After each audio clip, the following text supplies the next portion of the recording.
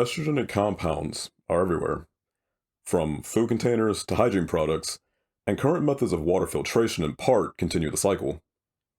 In the US alone, a study that looked at levels in approximately 1 billion tons of sewage found estrogens to constitute 76 tons of it. Whether by sweat, urination, or the flushing of contraceptives down the drain, once these compounds have been released as influent or untreated wastewater to a municipal sewage treatment plant, it is then treated and released as effluent into natural sources of water.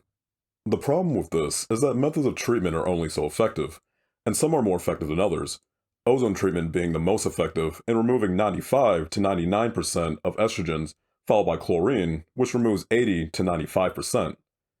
This may all sound fine and good, but one should refrain from being lulled into an unwarranted sense of security.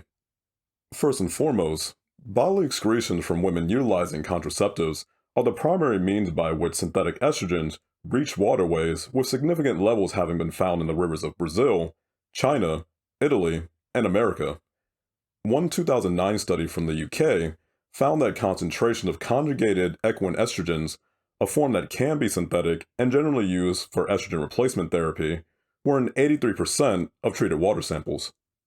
Another study from China found the natural estrogen estradiol as well as estrone in 53 of 62 drinking water samples.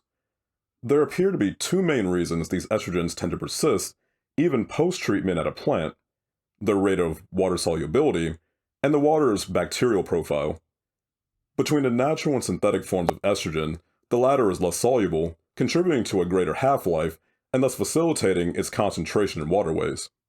Furthermore, certain strains of bacteria have been found to biodegrade estrogens, and even the synthetic variety. However, this was not found to be the case for synthetic estrogens in tested US lake water. When considering all these factors in conjunction with the chronic exposures the average person experiences on a day-to-day basis, it's really no wonder rates of testosterone have significantly decreased over the years.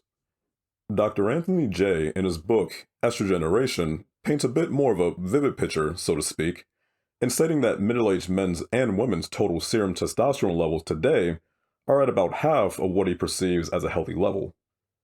In attempts to elucidate the significance of these levels, he also provides a quote from a conference held at Princeton. It goes, quote, "Testosterone affects sexual desire, bone density, muscle mass and strength, adipose tissue distribution, mood, energy, and psychological well-being," end quote.